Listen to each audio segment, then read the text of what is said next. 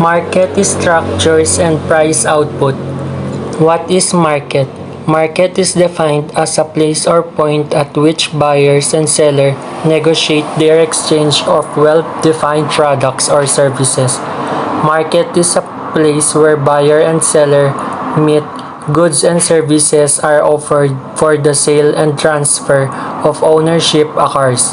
Market is any area over which buyers and sellers are in close touch with one another, either directly or through dealers, that the price obtainable in one part of the market affects the prices paid in other parts.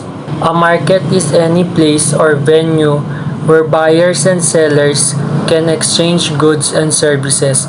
A market may be physical, like a retail outlet, or virtual, like an online brokerage, with no physical contact between buyers and sellers. Some key characteristics of a market are the availability of an arena, buyers and sellers, and a commodity or other asset that can be bought and sold. Competitive-based market structure. The less the power an individual firm has to influence the market in which it operates, the more competitive the market is. There are two types of competition. One is perfect competition market, and number two is imperfect competition markets.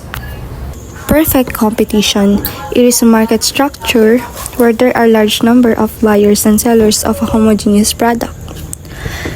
The market has a lot of independent sellers. They offer the same goods and they compete to get more profit than others. For example, sa agriculture, marami yung nagtitinda ng mga product para sa palay. And at the same time, marami din yung farmers na bumibili ng product nila. So, it's perfect competition. Imperfect competition. A competitive market situation where there are many sellers, but they are selling heterogeneous goods as opposed to the perfect competitive market scenario.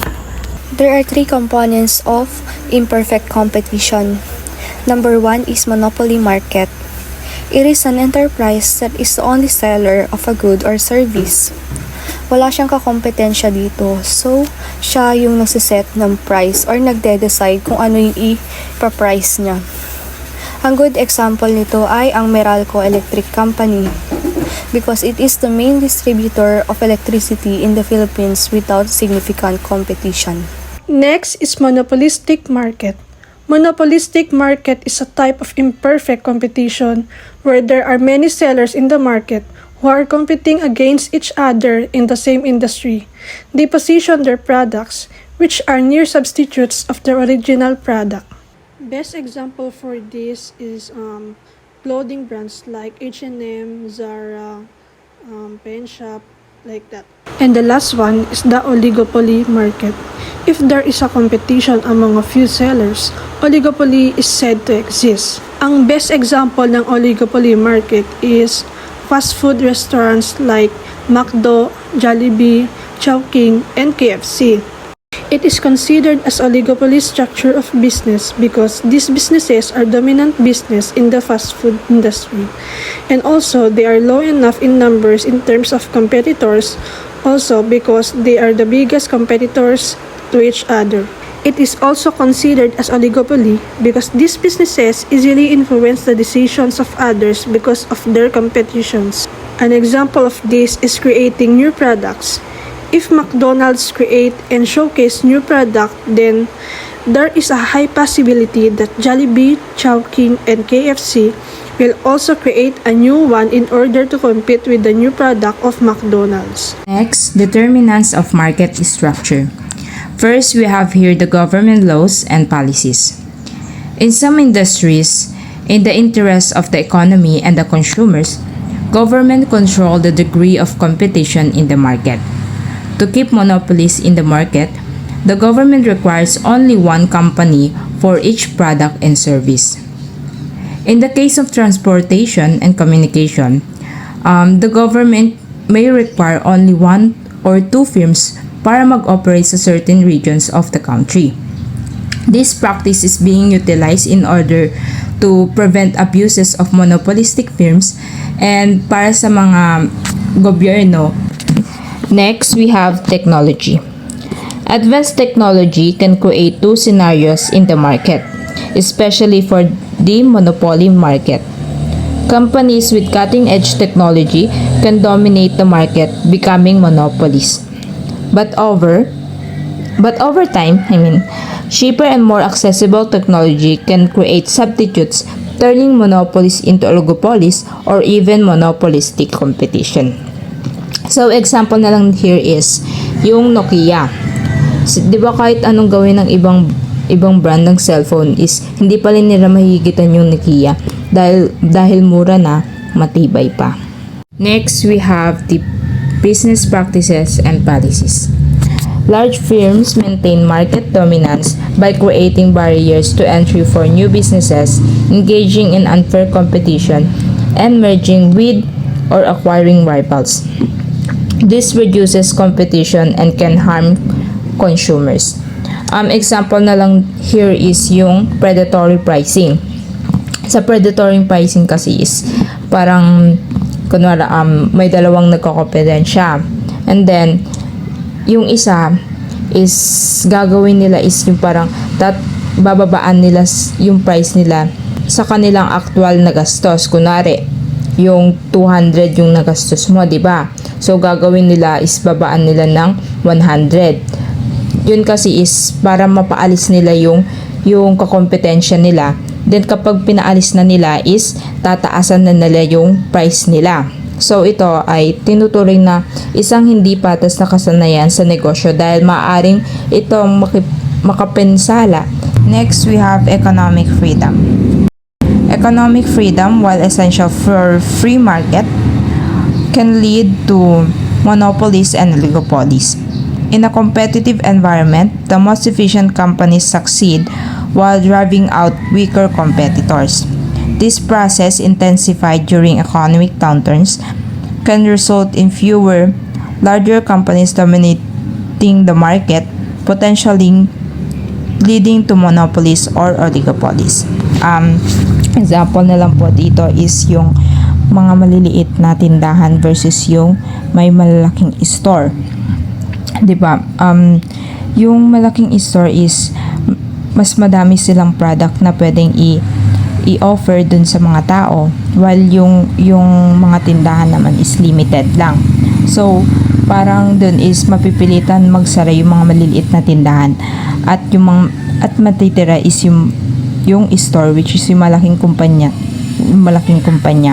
Dahil dito mas kaunti lang ang pagpipilian ng mga mamimili at mas mataas pa yung mga presyo. Profit maximization. Profit maximization is a fundamental concept in microeconomics aiming to optimize financial gains. It's a process by which firms allocate resources to generate the highest possible profits. Profit maximization is a strategy of maximizing profit with lower expenditure, whereby a firm tries to equalize the marginal cost with the marginal revenue derived from producing goods and service. It is the prime target of every firm and is necessary of the process. Companies can maximize profit by increasing the price or reducing the products of cost of the goods. Firms adjust influential factors like selling price, production costs, and outputs level to realize their profit goals. Theoretical, the point at which the marginal cost and marginal revenue become equal allows for the maximum gap between the MR and MC. As a result, the profit at this point is always maximum. The graph on profit maximization output is derived taking many aspects into consideration. Initially, the profit becomes equal to the cost subtracted by revenue, which can be plotted graphically. Then, the graph can be constructed using the revenue and cost as variable plotted against the function of output. There is a graph here, as is shown, a supply and demand graph. One of the major conditions to maximize profit is that the marginal revenue and marginal cost must be equal, or MC or RC. MC equals to MR. It is the equilibrium point on the graph. Producers or firm achieve equilibrium when there is the widest gap or maximum difference between MR and MC and TR and TC. In the above graph, the Q1 or output is a point that increases MR and the MC. And the above graph shows that if the firm produces less output than equilibrium quantity, Q1, then MR becomes greater than MC. As a result, the firm is gaining more revenue than the cost it is spending on producing goods, leading to an overall enhancement of profit. As the output by the firm approaches the level of quantity 1, initially the MR is slightly greater than MC. Subsequently, as the output crosses Q1, the marginal cost will substantially increase over the marginal revenue. As a result, the firm will experience a revenue loss. Therefore, the firm can maximize profit only at the point of Q1. It begins to fall after crossing point in Q1 as MC greater than MR.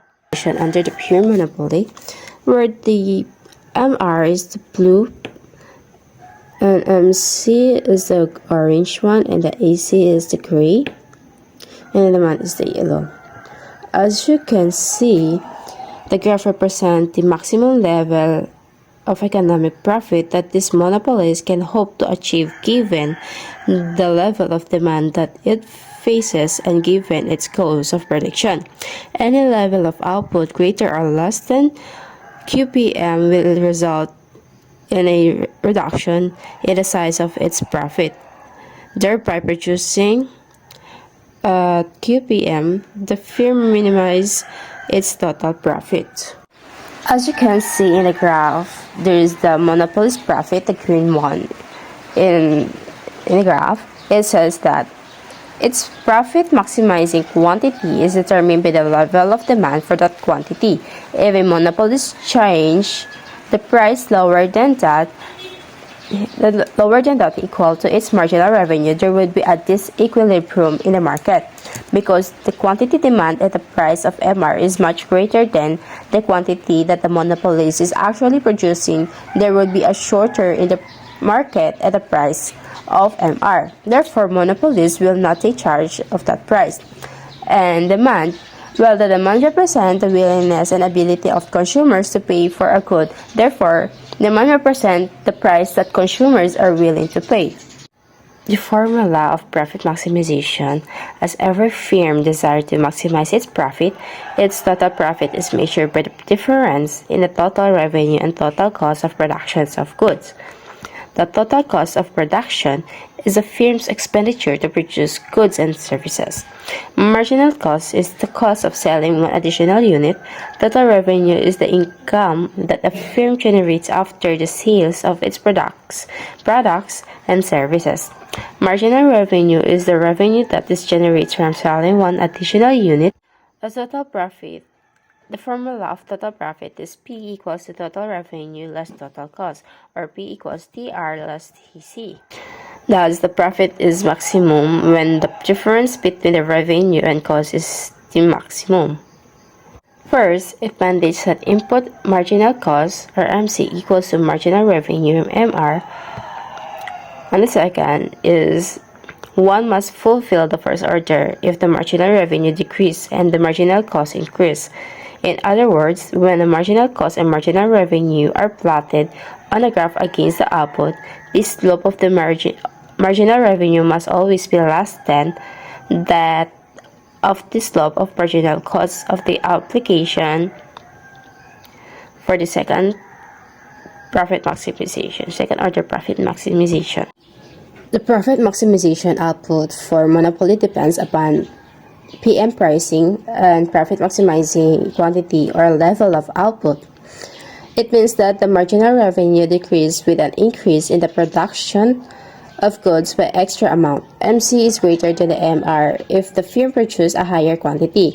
In monopoly, the curve of marginal cost is upward sloping. Hence, as per the profit maximization rule, the best option for profit maximization for monopoly is to produce that quantity for good which makes the marginal cost equal to marginal revenue, that is, MR equal to MC. Moreover, it can make higher profits if MR is greater than MC if firms choose to lower the quantity of their output. As a result, the firm in the monopoly makes a greater profit by expanding the output quantity and charging the higher price than a competitive market. Furthermore, a monopoly firm can maximize profits by decreasing the production level of if the marginal revenue becomes less for the firm when it produces many goods. Perfect competition. Many producers create and sell homogeneous goods and services in the market. The buyers have perfect information about the market. As a result, firms cannot influence the price of the goods and services, so they are the price taker. As demand is perfectly elastic, D is equals to MR or marginal revenue is equal to AR average revenue. So, the objective of these firms is to choose an output level to maximize profits. Hence, the subdeterminant of the for profit maximizers is point, or P. At point, the revenue received on selling the only left product equals that the marginal cost involved in producing the one final product.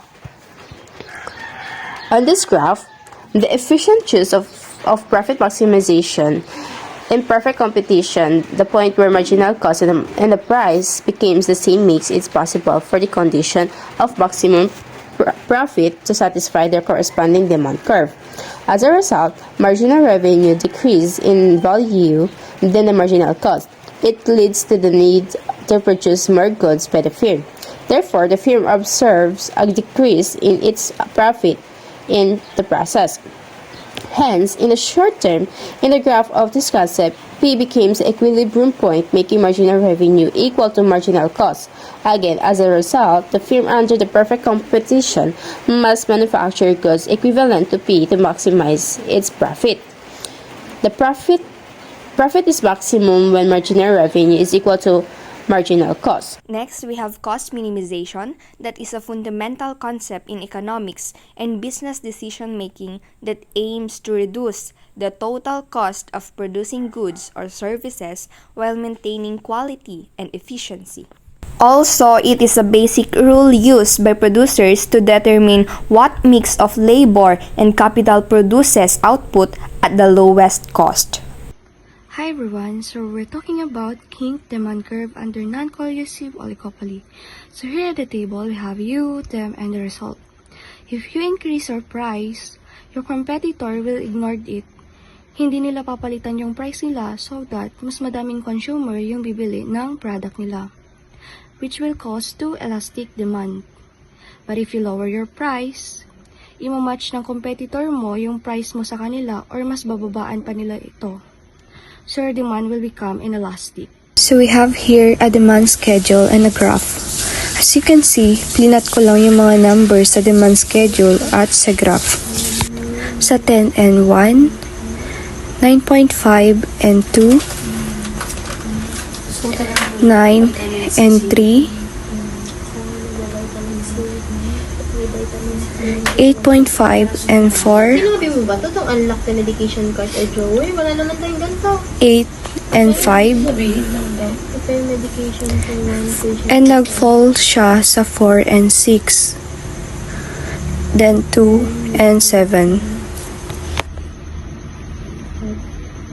If mataas yung price mo, konti lang yung bibili sa'yo.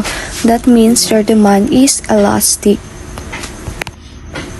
But if you lower your price, madadagdagan yung demand mo, but maaapektuhan yung revenue, which will cause to inelastic demand.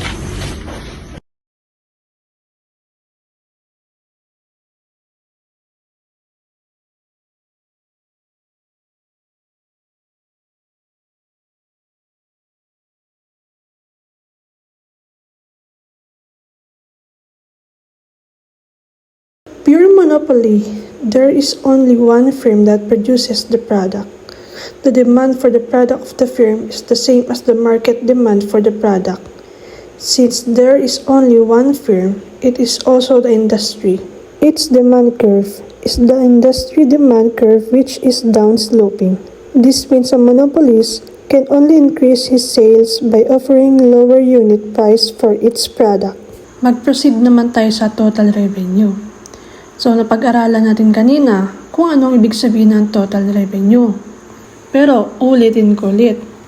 Total revenue, this is the total income a firm receives. So, paano yung computation nun? Price times quantity demand is equal to total revenue. So, nakita nyo price dyan is 50. Then, ita times mo siya sa quantity demand na 1. Then, 50 times 1 is equal to 50. Ganon din sa pangalawa.